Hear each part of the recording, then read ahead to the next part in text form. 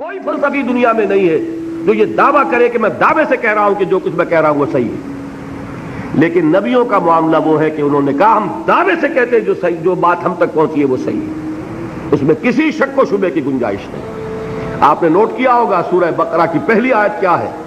قرآن کا آغاز ہوتا ہے اس ذالک الکتاب لا ریب فیہ. یہ دعویٰ صرف نبی کرتا ہے، فلسفی نہیں کرتا.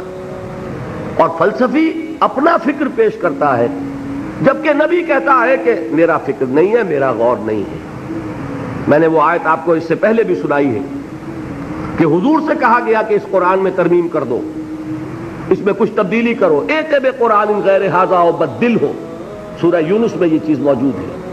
کیا جواب دیا گیا؟ دلوایا گیا، قل ما یکون لی ان ابدلہ من تلقاء نفسی ان اتبع الا ما یوحی الی. کہہ دیجئے میرے لیے ہرگز ممکن نہیں ہے کہ میں اس میں کوئی تبدیلی کر سکوں اپنے جی سے. میں تو خود پابند ہوں اس کا جو مجھ پر وحی کیا جا رہا ہے، میں اس میں تبدیلی کیسے کروں گا؟ انا اول المسلمین، میں تو پہلے گردن جھکا دینے والا میں خود ہوں. انا اول المومنین، سب سے پہلے اس کی تصدیق کرنے والا میں ہوں.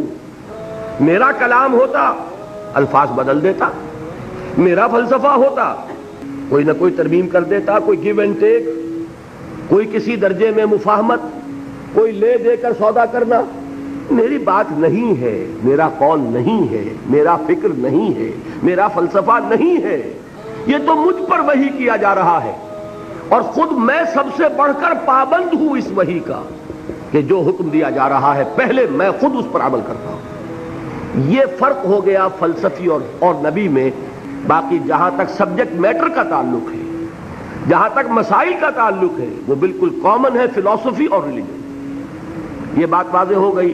تو ایک بات اور سمجھ لیں، حضرت ابراہیم علیہ السلام کا قول اس ضمن میں بڑا پیارا ہے. سورہ مریم میں آتا ہے، انہوں نے اپنے والد سے یہ بات کہی،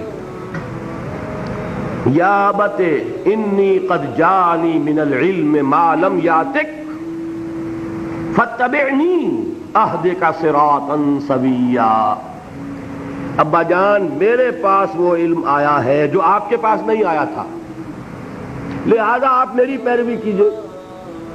میں آپ کو راستہ بتاؤں گا، سیدھا راستہ کون سا ہے.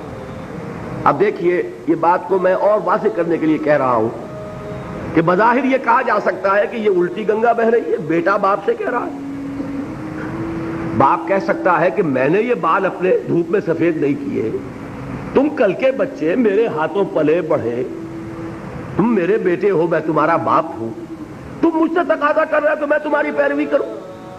یہ تو وہی بات ہو گئی کہ گنگا الٹی بہہ رہی ہے. لیکن اس کا جواب وہ پہلے دے چکے ہیں، دلیل پہلے دے چکے ہیں. یا ابت انی قد جانی من العلم ما لم یاتک، میرے پاس وہ علم آیا ہے، وہی اللہ نے میرے پاس بھیجی. حواس خمسہ میرے پاس ہے، آپ کے پاس بھی ہے.